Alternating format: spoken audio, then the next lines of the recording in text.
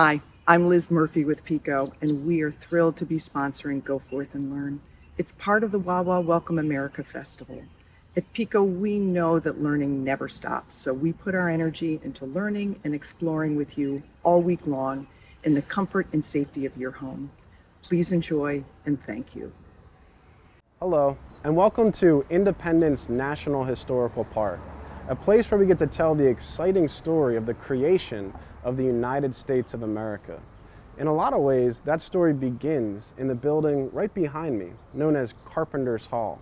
In 1774, a meeting called the Continental Congress would form here. One of the first times that these different colonies all got together in the same room and started to talk about the problems that existed with the King of England and Parliament. One of their big problems was that Parliament back in London, England, was imposing direct taxes on them.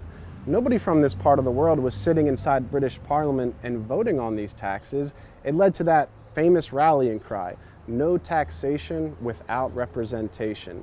It would start to drive a wedge between these colonies and Great Britain. But at the same time, these different colonies are really for the first time going to have a legitimate sense of unity. A man from Virginia, a delegate named Patrick Henry, inside of that building, gets up amidst the debates and famously says, "I am not a Virginian, but an American." A powerful statement. Unity is growing. However, after this Congress disbands, tensions explode in New England. Warfare erupts outside of Boston, Massachusetts, and a second Congress will be called again here in Philadelphia, the largest city in the 13 colonies and very centrally located. This second Continental Congress will not convene here in Carpenters Hall, but will meet right down the street in a building called Independence Hall today, but would have been known by the Founding Fathers as the Pennsylvania State House. Why don't we head there now? Welcome to Independence Hall, the center of our historic park and really one of the most iconic buildings in Philadelphia. Although we know it today as Independence Hall, it would have been referred to in the 18th century as the Pennsylvania State House. It was constructed in the 1730s to be the capital of the colony of Pennsylvania. We're lucky that we have such a large and historic building that is for the most part original.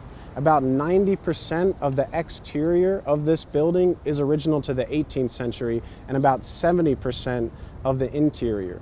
This was the largest state house in the original 13 colonies, so it became a natural meeting point for these delegates as they created the Second Continental Congress.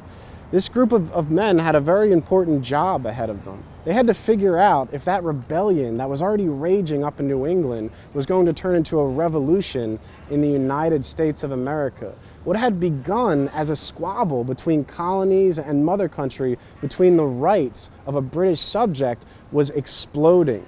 A pamphlet had been published just a few blocks from here called Common Sense, written by a man named Thomas Paine.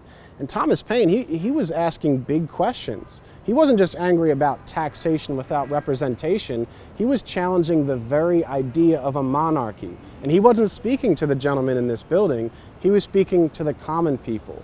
And in the taverns, the coffee houses, and the streets of these colonies, revolution was in the air. People were openly challenging the only system of government that they have ever known.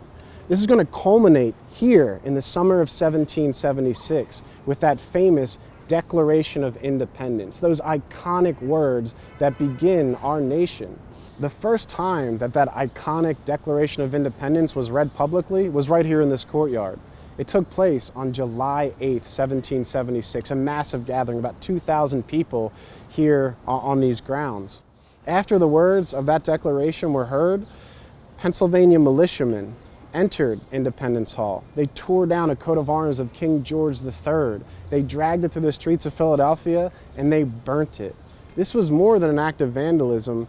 This was treason. Revolution had erupted and it was inspired by the actions, the words in this building right behind me. So why don't we head inside there now? And another park ranger is going to tell you about this room that is generally considered to be the birthplace of the United States of America.